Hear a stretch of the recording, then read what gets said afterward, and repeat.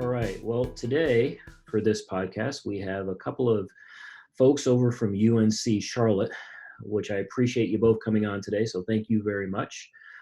We've got Andrew Kirkman, who's got the headset on there. And then we've got Kevin Colwell as well, both joining us to talk a little bit more about the esports world here more locally within our community from UNC Charlotte and kind of what their roles are and what some opportunities may be for some of the students here locally. So I know with UNC Charlotte, I've met with both of these gentlemen numerous times before. They have a club there for esports for the 49ers, and they've hosted numerous LAN events. I know their memberships is certainly up in the hundreds.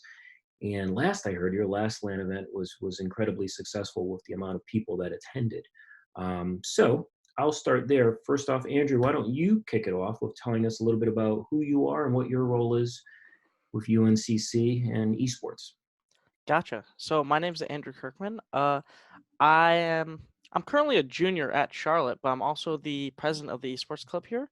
I'm making sure that all of our event operations are going to plan, that we're going all of our different communications and different sponsorships and partnerships are going well, and making sure that overall the club's going in the right direction with the right vision. Fantastic. And for you, Kevin, a little bit about you and what you do. Yeah, I'm Kevin Colwell. I'm the staff advisor at UNC Charlotte for the Niner Esports Club. I graduated from UNC Charlotte in 2017. I served as club president for a year. And then when I got a full-time position at UNC Charlotte, I transitioned over to being the advisor for the club. And I've had the pleasure of watching over this club since its beginning. And it's been awesome to see the interest in esports at UNC Charlotte grow from a couple dozen kids in a room playing video games to the hundreds and thousands of lives that we've touched now as a club. Yeah, no doubt. That's awesome. That space has definitely exploded. Kind of feeding off of that, just rough numbers wise, how many members would you say you currently have? Oh, I can get this. Go for it, Andrew. I'm so sad.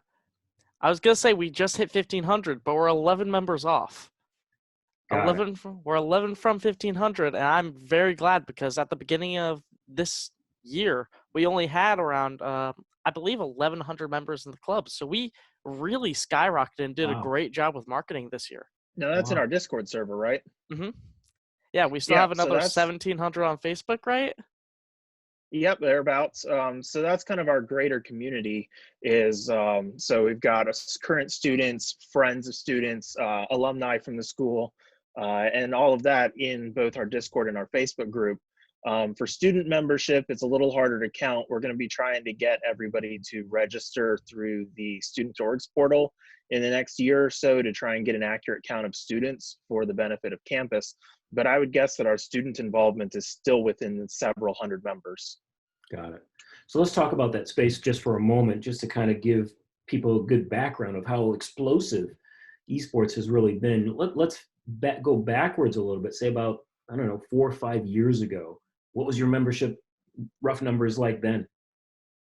Back 4 or 5 years ago, we were filling up the smallest area of the Student Union 340 that we're in now. And so we were kind of like, we would section it off. We might have like 2 or 3 of the rooms put together rather than all 9 areas. And so we would probably have maybe 40 to 50 people, if that, out at an event. If we had a League of Legends tournament was our big focus, or League of Legends was our big focus then. So our tournament would have maybe like 6 teams instead of exploding to 8 to 10 like we do now. Wow. And events back then were positively tiny compared to how they are now. It's amazing how quickly the club has grown. Wow. Yeah, no doubt. I know last time I went to look at one of your events at the Student Union, the entire place was full. And last Definitely. Yeah, no doubt. And I know the plans, from what I've heard, are for that to continue to grow, which will hopefully continue to support the need for it, obviously. So let me ask you this. Would you say, or what would you say was the turning point from a college perspective, from a university perspective, for UNCC to really start to embrace esports a little bit more so? Obviously, they've had the club on campus for a while. But I know recently, over the last 12 months, 2 years roughly, they've started to garner some momentum to some exciting projects that may be coming down the pipeline. What do you think was that turning point for them? So, I think the turning point go was ahead. I think the turning point was really realizing how much money and interest there is in esports. When we were like, hey, we became the largest club on campus in a matter of 2 to 3 years, going from very small average size club to exploding and rivaling any other club on campus.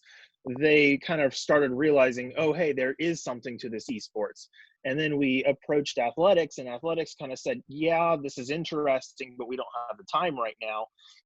But then thanks to getting the vice chancellor for student affairs involved and him seeing kind of what our club was doing, I think that's when it really started dawning on them how much interest there was on campus.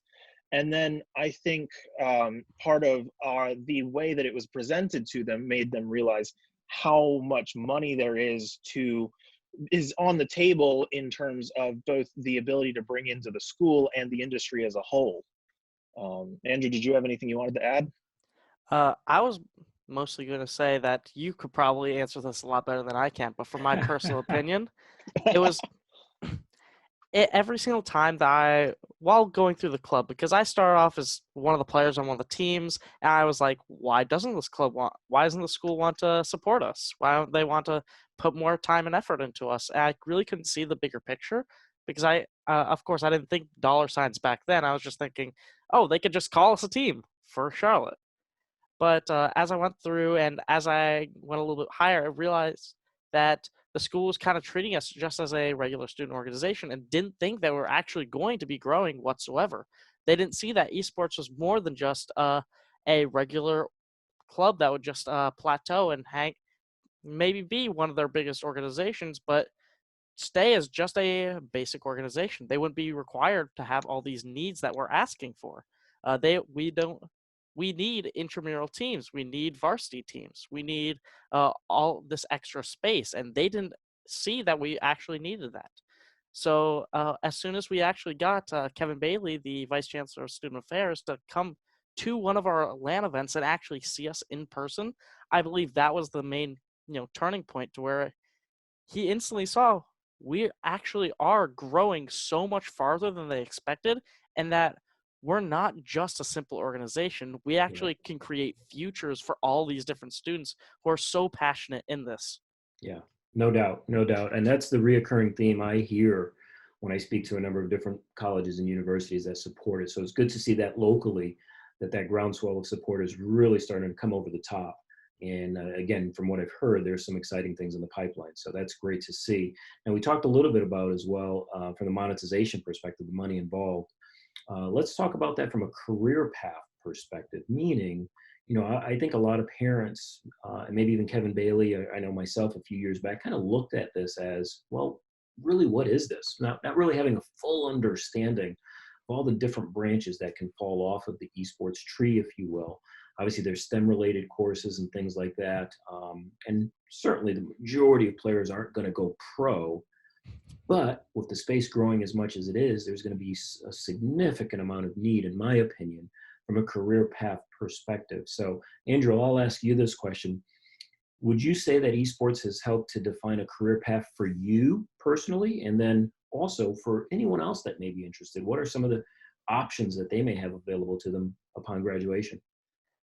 So in career paths, especially with esports at the moment, I would say personally, I have seen that there is a career path that's been laid out for me with enough hard work and a lot of unpaid jobs. I've realized that I have been able to find a real career, path. I've been able to find out how I can possibly start making money in the future and the different experiences that I needed to be at the top of this scene. We are pioneering an industry here, so at the time, there's not as many opportunities as there can be. But there's so many different avenues that right now it's all unpaid work because people don't expect that when they're starting organizations and at the very grassroots of just saying, well, we want to dip our toes in the water. But there's different forms of like casting, being able to be that entertainment over the air, having your Twitch streams where people are going to be entertainers, and there's the, what's it called? Just the producers who are behind the scenes making sure the technical cameras are all working fine, the streams are working fine. There's event directors that host the different events for people to participate in. That's for the casual and competitive audiences. There's in-person events that have numerous amount of staff members. If you've seen DreamHack, Sure. I was at DreamHack Atlanta, and I think they had 71 volunteer members who are all in many different roles. And each of those roles, what they tried to do in return for that volunteering time is that they introduce those volunteers to hire industry professionals. That way they could possibly find their own career paths in the future. So right now, because esports is so brand new, it's only been, 20 years since it came out? Everybody is just trying to dip their toes in the water. And as such, there's a lot of unpaid work. But as soon as it gets that much bigger, I'd say probably less than 10 years from now, all these positions are going to be paid positions, and there's going to be such a high demand for these positions because everybody plays video games. Yeah. It's just such a large audience that it's so easy to find people who are willing to take these jobs. And as there's more people willing to take these jobs and so many more events that could be happening, the supply and demand are just going to go skyrocketing up. Right.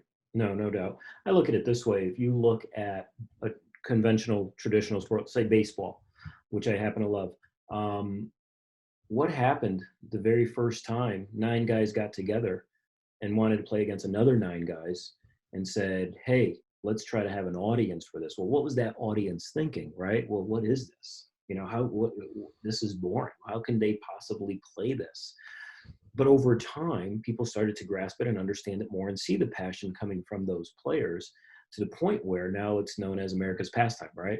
So esports, I kind of say, is kind of in the same boat where more and more people are starting to understand it, but it's nowhere near quite to that level of reach yet, where once it gets there, the amount of people and sponsorship dollars and advertisement dollars that'll come in will require that we have all of those people working within that infrastructure to make those events and tournaments and games go. If you look at what goes into the production of just the NFL football game on a Sunday, from A to Z, between the broadcasters, the players, the coaches, the referees, if you will, the event coordinators, the merchandising. I mean, I can go on and on. It's similar to what I think esports is going to face as well. Kevin, what are your thoughts on something like that?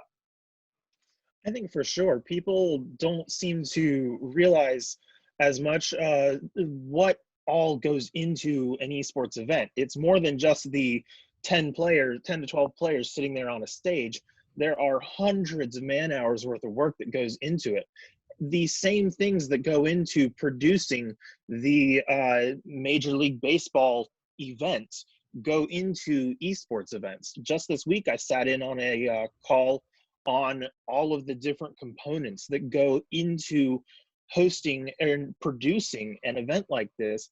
And you have all of the AV technicians, you have people monitoring, IT people monitoring the local game servers, you have all of the staff who are there running the venue, you have the people who set up the networking ahead of time, the people who are maintaining the computers and other things that are going into what the players see, what the audience see. There's the entire broadcasting team of shoutcasters. There's medical staff who are professionals in esports medicine. And it goes so much beyond what a lot of people realize. And the big commonality here is that everyone involved are passionate about video games. Yeah, no doubt. Maybe you're not good enough to be sitting there on the stage playing, but you're still passionate about it and you find other ways to be involved and turn it into a career. Yeah, no doubt. And that's, for me, what's important on a personal level, to be able to try to educate, these younger kids, boys and girls, whether it be middle school, high school, to understand beyond the gaming, there's a huge world of esports out there that they could potentially participate in from a career path perspective. And that would be great, knowing that they love something or are so passionate about an industry in general, and that they're able to work in it would be fantastic. So what advice, I'll start with you, Kevin, what advice, knowing what you know today, would you give that younger generation in terms of esports? I'd say if you're passionate about it, definitely keep playing games. Have fun with them. Be as best you can. If you want to be competitive and you want to try and be sitting on that stage with 1,000 cheering fans, go for it. But if you kind of just enjoy playing them with friends, that's not a bad thing either. Relax, enjoy what you're doing. Still get outside, of course, but know that there are ways to continue to develop yourself and your skill set through video games, but also stay involved with them when you're older. And just kind of keep in mind that maybe you won't be the person sitting on a stage, but you can be supporting that person or something like that. Yeah, no doubt. No doubt. And I'm going to circle back. I want you to think about this one, Kevin. It's sometimes a little trickier. What advice would you give parents of those children? But I'll come back to you on that one. Andrew, for you, what do you think, or how do you see esports evolving, say, over the next 5 years? Where would you like to see the space be in 5 years? What is your prediction? What do you see around the country with esports? So around the country with esports, in 5 years, nobody knows what's going to happen.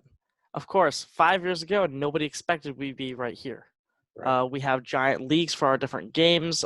League of Legends just hosted their, $21 million? That number's probably wrong.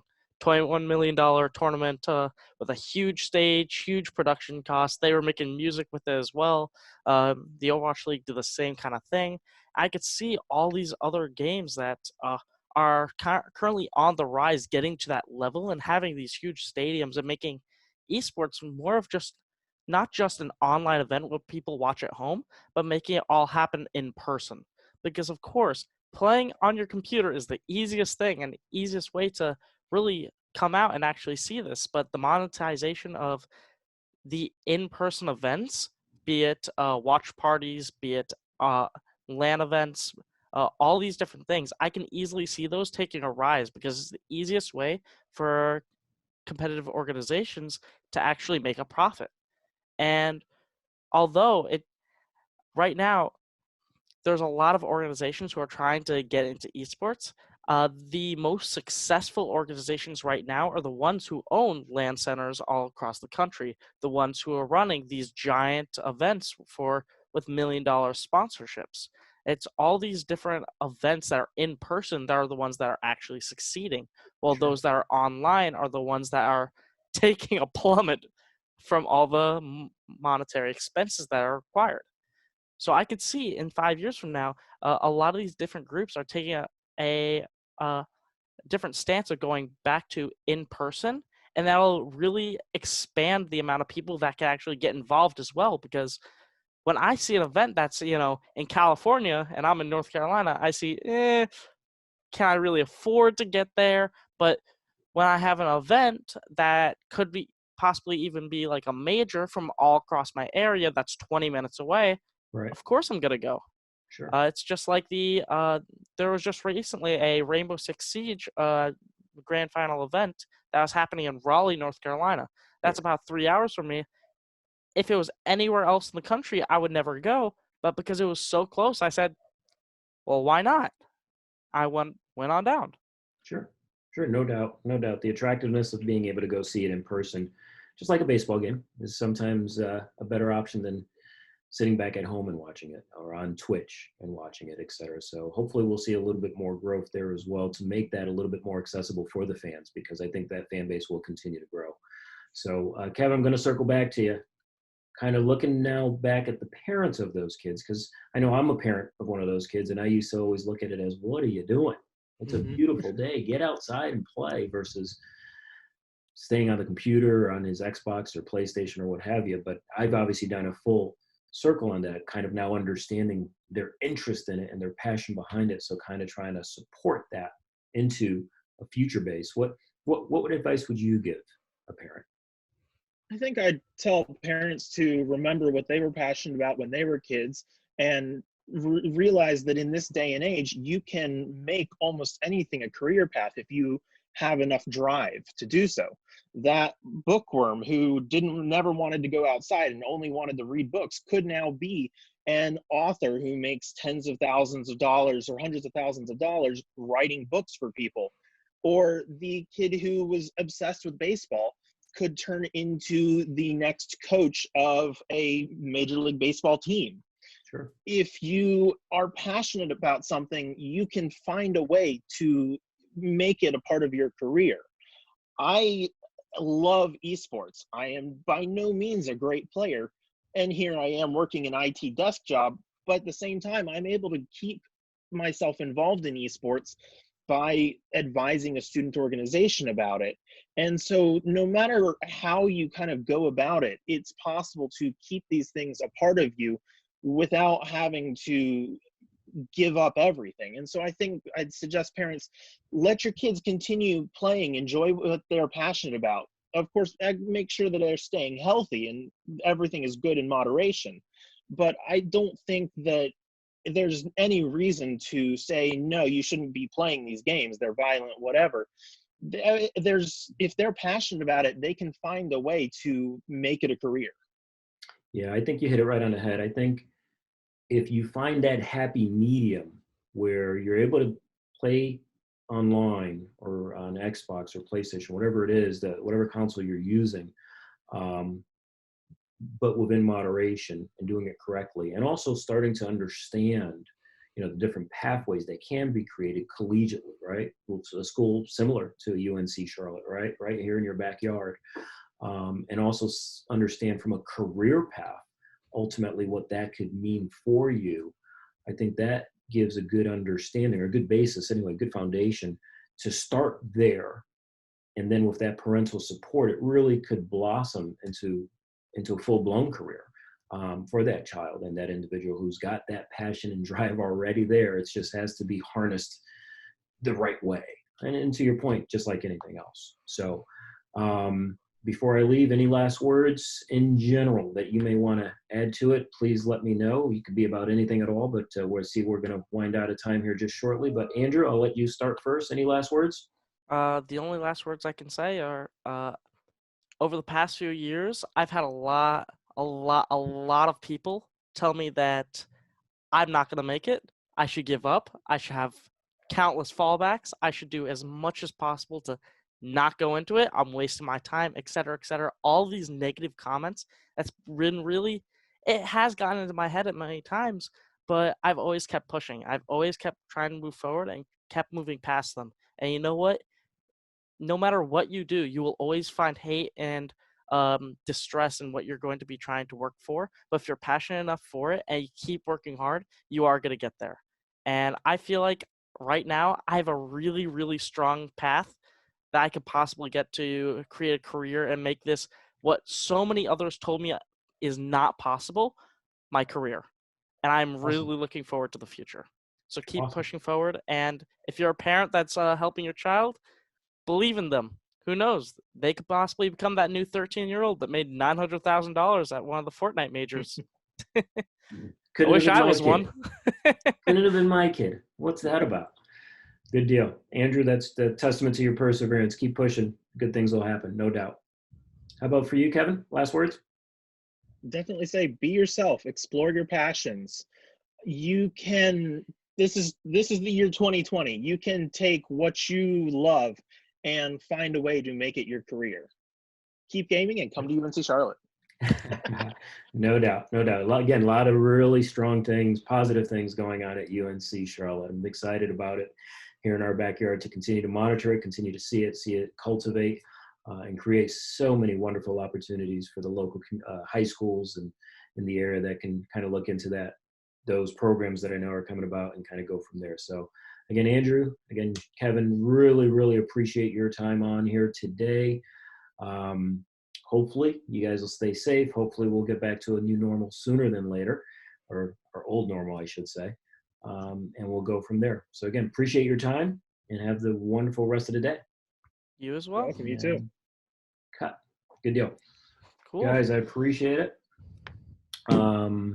once we've got this kind of reviewed, edited, et cetera, I will let you know. You guys can click on the website, kind of check it out, and kind of go from there. And I had talked to Kevin. I know, Andrew, I had spoken with you already a little bit about some of the things we have coming with our summer virtual camp, and we want a UNCC presence there in some way, shape, or form. So we can kind of strategize on that a little bit more as we get a little bit closer to it and go from there. Yeah, sounds great. Sounds great. Do you have any idea when this possibly could be sent out? And I definitely need to know so I can retweet it or somehow announce it. Yeah, no, not yet. Within a couple of weeks, but I'll definitely give you plenty of heads up. What we will do is we'll start to clip pieces of it so I can forward it over to you guys, but we're going to obviously on our social media start putting it out there as well. Coming soon, once we're about a week away. So probably by next week, we'll start shooting out those clips, and probably by the following week, you'll be able to have the link on the website and kind of promote it yourselves and kind of go from there. Cool. Sounds good. Sounds good.